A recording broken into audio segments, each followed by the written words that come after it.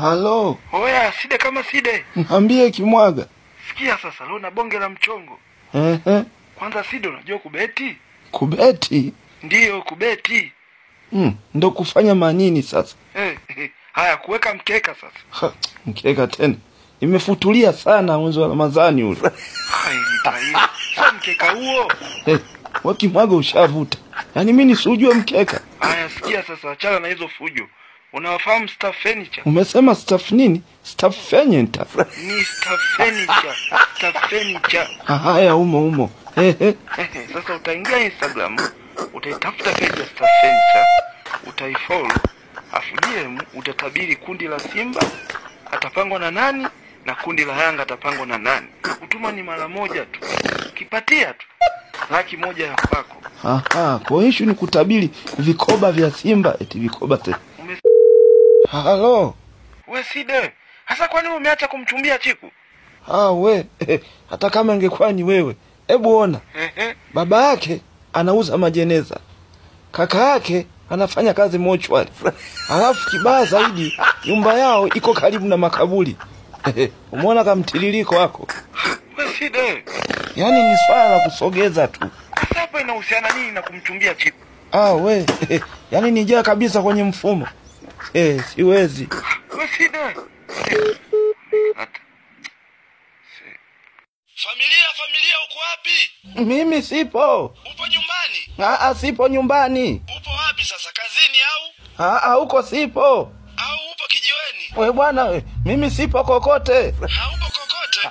Msieleweka basi. Nieleweke au wewe ndo uelewi? Basi sawa, sikuelewi.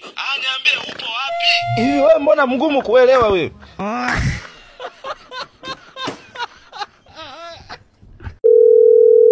Halo, we Kimwaga. Naambia Side kama Side. Nikwambie kitu. Kama wewe hujaribu kazi. Leo nilikuwa nimetulia nje najifunza Kiingereza kupitia application ya Teacher Zungu. Safi sana. Side umekuwa. Baadaye pembeni akapita mbwa kabeba nyama ya kuku. Nyama yenyewe haina chumvi. Sijui alitoa wapi. Ulianza vizuri rafiki yangu. Haya, ulijuaje kama hiyo nyama haina chumvi? Mimi nilijua tu. Ulijuaje Side kama na wewe ukuila? Kwani wewe Kimwaga umejuaje kama niliila? Hivi ujue ladha ya kitu husika, si lazima ukionje. Sasa kumbe wewe ulikula nyama ambayo mbwa kaibeba mdomoni. We nilionja sikuila. Sasa Side hapo unaona umejitetea. Nilionja sikuila.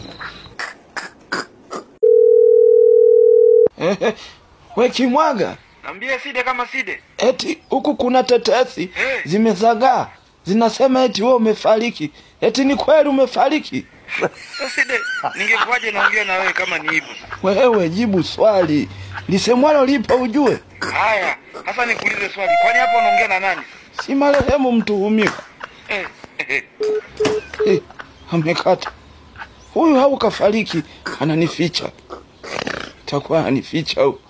Ngoja niende mochwari mwenyewe sasa. Nikahakikishe malize ubishi. Halo. Oya, Side kama Side. Naambia Kimwaga. Mwanangu, leo nahitaji ushauri wako wa akili. Mwanangu, yani maisha yamenishenyenta. Yani ni magumu kweli kweli. Hakuna mchongo unaotiki mwanangu. Sije nifanyeje? Mwanangu, ndio maana nataka ushauri wako leo. Sasa, unaonaje mimi nikienda kwa mganga nikakuloga ukawa chizi? Maana kwenye uchizi kila kitu ni kuokota. Hamna stress. Hivi Side una akili wewe? Yaani mimi nakuomba ushauri wa akili, unaniambia mambo ya kuniloga niwe chizi kweli? Wewe mshenzi. Sasa kama ulijua sina akili, kwa nini unaniomba ushauri wa akili sasa? Akili zangu ndo hizo. Utaki shauri yako. Wewe Side. Kocha, inasemekana wazao kuskani wamekufungisha vilago, wamekutimua. Imekuwa ghafla sana na tulikuwa tujajua yani shida ni nini kocha. Kama mnavyojua, shida ilikuwa ni kuskani. Ilifikia tu mpaka mashuka tunaolalia nayo ilikuwa ni kuskani. Kuskana kuanzia kwenye hizo jezi zao. Ilifikia tu mpaka milango ya chooni bila kuskani haifunguki. Kuskani kulipitiliza kiasi, wakajisahau kwamba wanatakiwa wasajili. Nilipendekeza kuskani ya kuleti makombe, wakasema eti una dharau na shusha blandi, na maneno yangu yaliwachoma. Wakaona ndio hivyo wakanitimua, na shida walikomelea kwenye kuskani, wakajisahau kwamba wanatakiwa wasajili.